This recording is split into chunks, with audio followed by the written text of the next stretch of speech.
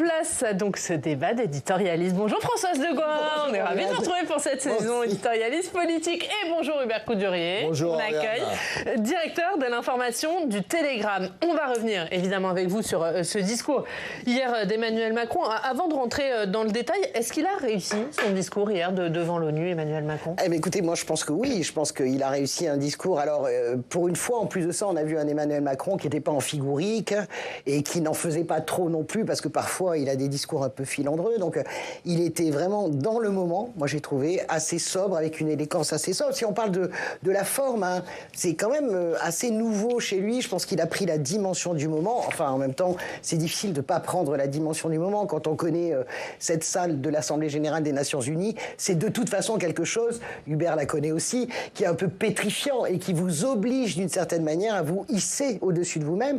Et là, écoutez bien, parce que je vais dire du bien d'Emmanuel Macron, non seulement sur la forme, mais sur le fond. Moi, j'ai aimé ce discours. Je sais qu'Hubert connaît très bien cette région comme moi. J'ai aimé l'équilibre subtil, si vous voulez, entre véritablement Israël et Palestine. J'ai trouvé qu'il y avait une volonté, en plus d'Emmanuel Macron, de ne pas mettre Israël au banc des nations, de ne pas faire d'Israël un État paria. Il fallait quand même assez de courage pour ça, parce que dans cette pièce, si vous voulez, magnifique de l'Assemblée des Nations Unies, il y a beaucoup de pays qui ont la rage contre Israël. Il a assumé cela, et puis c'est la puissance symbolique, voilà, de la France. La France reconnaît l'État de Palestine. Moi, je suis une enfant de François Mitterrand. Moi j'ai été bercé, alors par le discours de Cancun, qui est universaliste, mais j'ai été bercé par le discours à la Knesset. Et si vous voulez... C'était en 82. En 82, François Mitterrand est le premier à briser ce tabou et à dire un État palestinien. Hier, j'ai trouvé qu'il y avait une continuité, puis ce que j'ai apprécié dans le discours d'Emmanuel Macron, c'est quand même le clin d'œil à Yitzhak Rabin, dont on célébrera les 30 ans de l'assassinat le 4 novembre. Il a réussi son discours, Hubert ? J'adore ce discours de Françoise. C'est un peu nostalgique, tout ça. François Mitterrand, je me rappelle un de ses premiers voyages en Israël, quand il était président, à la Knesset, on disait, François Mitterrand dit le droit. Il y a une extraordinaire prétention de la diplomatie française à dire le droit.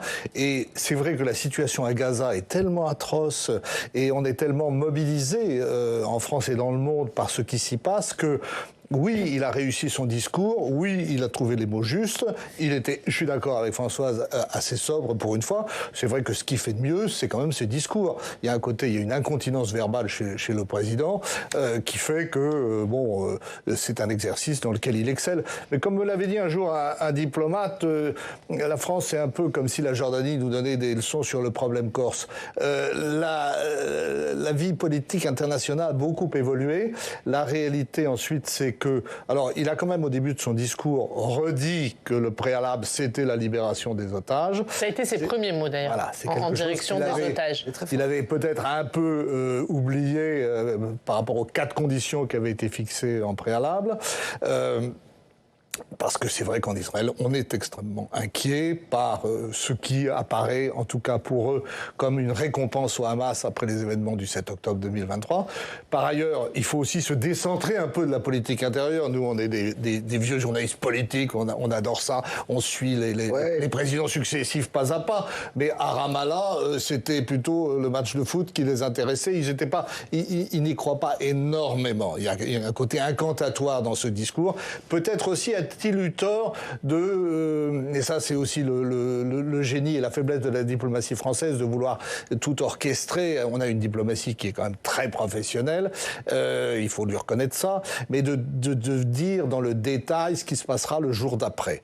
En fait, on n'en est pas là. Je ne suis pas d'accord, moi, justement, avec Hubert, parce qu'il y a la parole performative, hein, c'est ce qu'on appelle la parole. Je suis d'accord tout à fait sur ce côté arbitre des élégances, en réalité français. On ne pourra jamais s'en dépêtrer. C'est véritablement... vraiment, je pense que c'est à cause de Talleyrand au Congrès de Vienne. Les Lumières. Mais puis voilà, donc nous avons cette capacité. Donc bon, ok, on enlève un peu l'arrogance française, etc. Et sur la qualité de la diplomatie française, évidemment. Mais je ne suis pas d'accord avec vous, Hubert, parce que d'abord, on sait tous très bien que ce plan, c'est quand même... Il est largement inspiré de Ofer Bronstein, qui est un militant franco-israélien de la paix depuis très longtemps, de Shalom Arshav, de la paix maintenant, maintenant, pardon. Oui, Shalom Arshav en hébreu.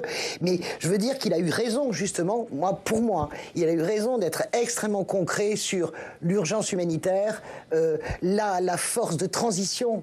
Parce que, honnêtement, ce qui est en train de se jouer, vous savez, il se joue la mort à Gaza. Il faut arrêter la mort à Gaza. Il faut véritablement arrêter Netanyahou. Mais vous savez très bien que ce qui se joue, c'est le business aussi derrière. C'est-à-dire qui va reconstruire Gaza? Comment on va reconstruire Gaza? Qui va être à la manette et à la manœuvre pour reconstruire Gaza? Et je pense que dans l'esprit de Emmanuel Macron, je ne suis pas dans l'esprit d'Emmanuel Macron, je ne connais pas Emmanuel Macron suffisamment pour rentrer dans sa tête. Ça va être un peu compliqué d'ailleurs. Je pense quand même qu'il y a l'idée aussi de planter des drapeaux, pas simplement de planter des drapeaux français parce que nous n'avons pas, et vous avez raison, le poids suffisant, mais j'ai senti la volonté de planter le drapeau européen aussi, de l'OTAN, parce qu'il ne parle pas à la force d'interposition. Je pense que c'est plutôt l'OTAN que l'ONU qui est très décriée évidemment à Gaza, qui a un peu perdu son âme quand même avec l'Agence pour les Palestiniens. Donc je crois quand même qu'il y a ça derrière, c'est-à-dire que le jour d'après, Macron dit, voilà, nous on sait déjà ce qu'on veut le jour d'après, et ça ne sera pas un règlement américano, vous voyez. Ce qui m'a intéressé, c'est après, je termine, ce qui a intéressé, c'est après le discours de l'Arabie Saoudite et du prince. Et on sent qu'il y a quand même ce mouvement... Le prince qui n'était pas à New York. Oui, mais son représentant. Ministre des Affaires étrangères. Voilà, le ministre des Affaires étrangères. Et il y a quand même ce mouvement, on sent bien, qui est véritablement un mouvement aussi pour contrer la mainmise éventuelle de Donald Trump. Pardon. Mais derrière les discours et les mots d'Emmanuel Macron, est-ce que ça peut changer concrètement les choses? Alors, parler d'Ofer Bronstein, je suis allé à Ramallah avec lui et avec... deux partisans du camp de la paix, deux anciens ambassadeurs israéliens à Paris, Daniel Sheikh et Eli Barnavi. On avait vu Mahmoud Abbas et on avait vu aussi, en déjeunant à Ramallah, énormément de notables palestiniens qui d'ailleurs pour certains revenaient en vacances de New York. Ils nous avaient fait visiter un centre un peu touristique. On voyait d'ailleurs au loin Tel Aviv et on se disait c'est formidable, ce serait bien qu'en fait cette terre renaisse. Et c'est vrai que c'est tellement atroce, la haine est un puissant fond et comme l'a dit justement Macron, à un moment donné, il faut que la guerre s'arrête. D'autant qu'ils ont quand même atteint leurs objectifs, ils ont décapité le Hamas. Et là, il y a une forme de fuite en avant, mais je crains mais Emmanuel Macron l'a dit, mais est-ce que Benyamin Netanyahu va l'entendre? Ben voilà, le problème, en fait, si vous voulez, c'est que c'est pas la France qui va faire la paix, même si elle a réussi à entraîner, encore tout récemment, le Canada, le Royaume-Uni, l'Australie, qui sont des pays anglo-saxons, proches des États-Unis, qui pour l'instant sont extrêmement réticents. Le problème, c'est qu'il n'y a que les Israéliens qui peuvent faire la paix, parce que c'est eux qui sont dominants militairement. Et peut-être que Macron aurait peut-être pu et dû, mais c'est extraordinairement complexe, ne vous en pas d'illusions, tous les diplomates se sont cassés les dents sur le problème israélo-palestinien. Peut-être que Macron aurait pu jouer une fois, parce qu'il a d'assez bonnes relations avec le président Trump, une sorte de go-between entre les États-Unis, l'Europe et les pays arabes. C'est vrai que d'avoir entraîné l'Arabie Saoudite, qui est le seul État pour l'instant des pays du Golfe à ne pas avoir signé les accords d'Abraham, parce que justement il y avait le problème palestinien, c'était une très bonne chose. Alors de toute façon, on va voir comment les choses s'enclenchent, mais de toute façon, rien ne se fera sans l'État hébreu, qui a un sentiment aujourd'hui qu'il joue sa survie, alors qu'en fait il est assez dominant militairement dans la région, comme il l'a montré. D'ailleurs, on peut se demander pourquoi toutes ces opérations assez exceptionnelles qu'ils ont fait pour liquider les terroristes du Hamas, que ça soit à Beyrouth, à Téhéran ou ailleurs, pourquoi ils n'ont pas procédé de façon ciblée de la même manière à Gaza? Il y a quand même le sentiment d'une opération punitive, comme si dans cette région, c'était le seul langage que l'on pouvait connaître. Hubert, moi je suis d'accord, parce que c'est la parfaite connaissance que vous avez, donc vous connaissez très bien Gaza et moi aussi. La réalité, c'est que Gaza, quand boire des cafés à Gaza, c'est terminé. Gaza est véritablement une souricière avec des centaines de kilomètres de tunnels, et que je pense que c'est techniquement et militairement extrêmement difficile de cibler juste les dignitaires justement à Gaza. C'est très compliqué, Gaza. C'est une souricière. Alors je suis d'accord sur la fuite en avant. Vous savez, il y a des élections générales en Israël en 2026. On rigolait avant d'entrer avec Hubert, parce que c'est vrai que c'est très difficile de déloger Benyamin Netanyahou. C'est très compliqué. Là, aujourd'hui, si on fait, pour les gens qui nous écoutent, si on faisait un petit rapport de force, il est encore dominant à la Knesset grâce à Smotrich et à Ben Gvir. Et c'est là tout notre malheur, c'est que Netanyahou a tellement d'ennuis judiciaires qu'il attend à sa sortie, comment dirais-je, du pouvoir, qu'il est la marionnette, il est soutenu, il précède même les désirs de Ben Gvir et Smotrich, qui sont véritablement des suprémacistes juifs messianiques fanatiques. Donc ça, et Benjamin Netanyahou est tributaire, si vous voulez, de ces gens qui lui permettent d'avoir la majorité. Mais si on regarde politiquement, parce que nous aimons la politique, qu'on la fasse à l'Assemblée nationale ou qu'on la fasse dans le monde, vous avez quand même une coalition qui pourrait aller de la gauche, qui se réveille un peu, avec Yair Golan, qui se réveille un peu, et Tommy Lapid, c'est un peu compliqué ce que je dis, mais je pense que les gens comprennent, centre-gauche, qui pourrait battre la coalition de Netanyahou. Donc on a aussi cela. Netanyahou est obligé, c'est sa fuite en avant. Hubert fait semblant de ne pas comprendre, mais il sait très bien, on ne va pas lui apprendre à faire la grimace. Bien sûr que la fuite en avant de Netanyahou, elle est politique, parce que tout est politique. Netanyahou sauve sa peau en continuant les opérations militaires à Gaza. Il tente de sauver sa peau politique. Et c'est là l'absolu cynisme et monstruosité de Smotrich et Ben Gvir et de ce gouvernement. Et un État palestinien, tant que Benjamin Netanyahou est au pouvoir, c'est impossible? Bien sûr, enfin, je ne vois pas. De toute façon, ils font tout pour faire échouer cet État. Moi, vous savez, j'aime infiniment Israël, j'aime l'idée d'Israël. On ne dit jamais assez que toutes les semaines, tous les samedis, place des Rois à Tel Aviv et dans la rue, vous avez des centaines de milliers d'Israéliens qui disent « on ne veut plus de ça ». Donc, véritablement, ne jamais confondre l'État d'Israël, qui est un État démocratique, le peuple israélien, véritablement, et son gouvernement, moi je le dis, de dégénérer. Alors, pourquoi est-ce que cette reconnaissance intervient maintenant, puisque ça s'inscrit dans une diplomatie traditionnelle française, à tel point d'ailleurs qu'à un moment donné, on disait il y a la rue arabe au Quai d'Orsay. Moi, j'étais avec Chirac. Oui, c'est vrai. Quand il s'est fait What do you want? Bousculer à Jérusalem. Et après, parce qu'on oublie la scène du lendemain, c'est qu'il va dans les territoires occupés et il est acclamé par Arafat au nom de Dr Chirac. Oui, Arafat qui dit when you have a problem, you call Dr Chirac. Voilà. Et alors, bon, le problème de l'autorité palestinienne, c'est que jusqu'à présent, elle a quand même pas fait ses preuves. Bon, elle collabore avec des Israéliens pour traquer quand même un peu les gens du Hamas ou du djihad islamique, mais elle est corrompue. Il n'a jamais voulu tenir d'élection, Mahmoud Abbas, et là, il promet d'en faire, mais on se demande quand même comment il va empêcher le Hamas.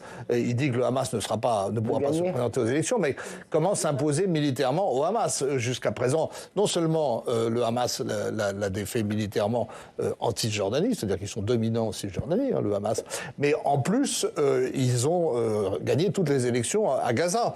Donc, il y a ce problème-là, et le danger, c'est que, si vous voulez, cette déclaration de reconnaissance de l'État palestinien, elle est justifiée par le fait que l'OTAN joue contre l'État palestinien.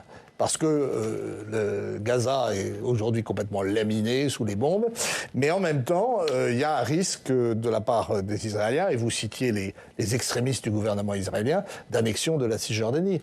Donc il faut aller vite. Et la colonisation, bien sûr, qui est à marche forcée. Oui. Et ce choix d'Emmanuel Macron de reconnaître la Palestine dans ce moment-là, il fait débat, notamment en France. On va écouter ce qu'en dit le vice-président du Rassemblement national, Sébastien Chenu, invité ce matin de TF1.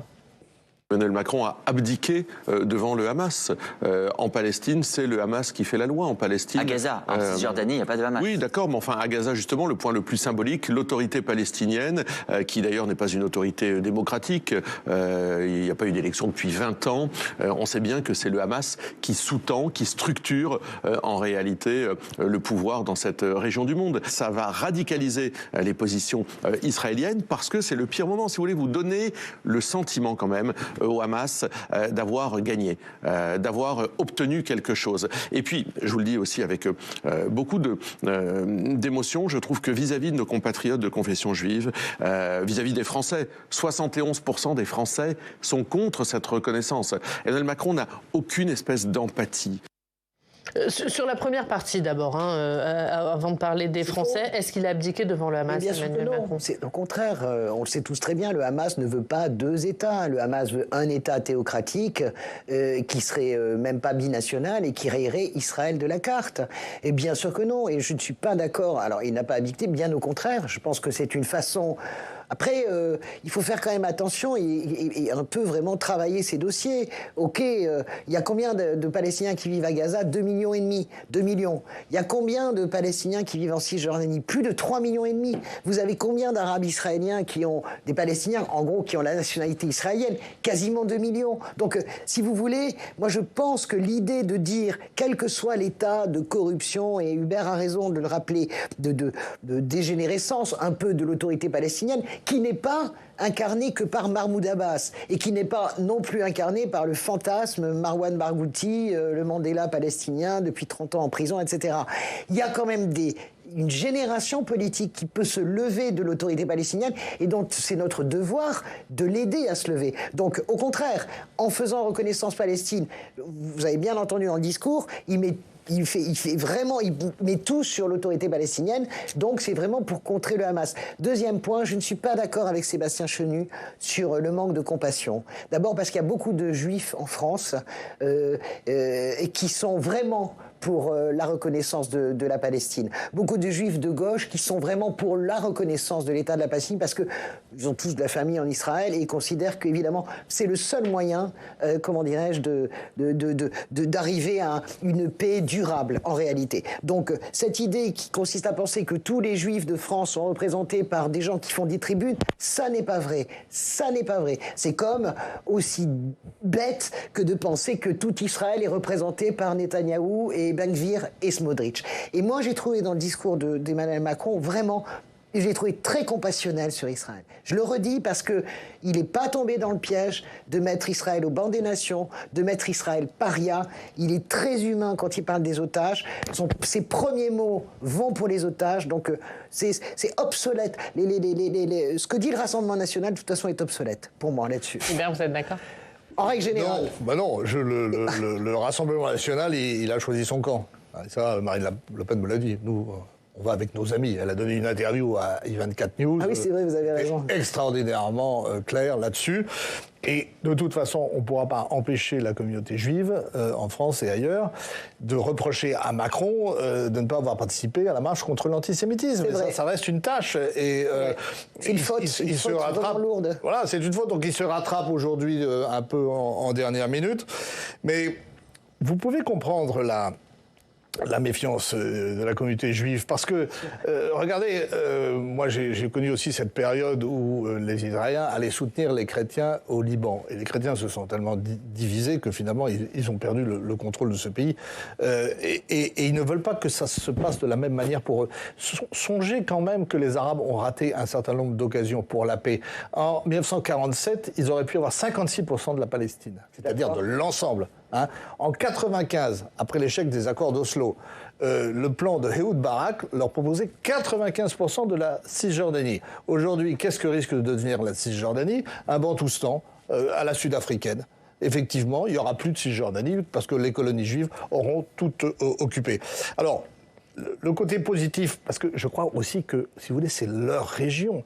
Ils se débrouillent entre eux. Il faut voir comment les pays arabes vont réagir et vont s'organiser sous la férule du prince Salman, du prince héritier. Alors, la chose plutôt positive, c'est que le Qatar et la Turquie ont condamné le Hamas, et ça va plutôt dans le bon sens. En fait, on ne peut pas préjuger de ce qui va se passer dans les prochains mois. Vous savez, c'est des processus assez longs. Là, on était dans le symbolique. Moi, ce que je veux dire, Oriane, c'est que c'est très important parce que le débat français fait rage, parce que depuis le 7 octobre, LFI, finalement, empoisonne ce débat français avec une forme de rage et une forme d'antisionisme forcené, ça c'est clair, mais d'antisémitisme larvé. Et moi, je pense qu'il faut lire aussi la réaction vraiment des Juifs de France à cette charge, cette agression, cette haine, jour après jour, vraiment pulsée par Jean-Luc Mélenchon et son carteron. Je veux dire, je ne parle pas forcément des gens qui ont voté.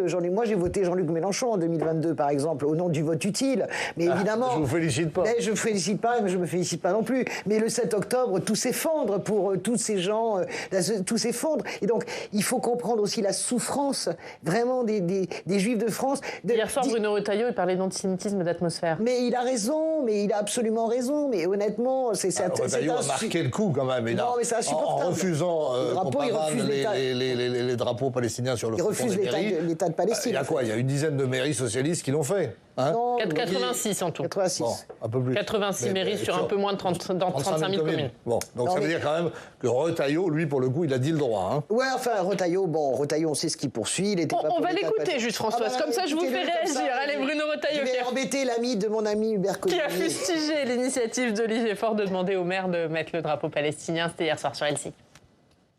Monsieur Faure, le premier secrétaire du Parti socialiste, je pense, a commis une double faute. Je le dis sereinement d'ailleurs, parce qu'on parlait de cette société qui est archipélisée.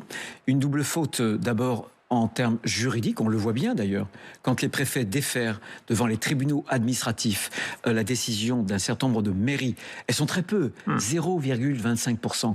Au moment où je vous parle, en tout cas à 17h, 17h30, il y avait 86 mairies sur 35 000 mairies, quasiment toutes de gauche d'ailleurs. Mais il y a un problème juridique, parce que c'est le principe de neutralité.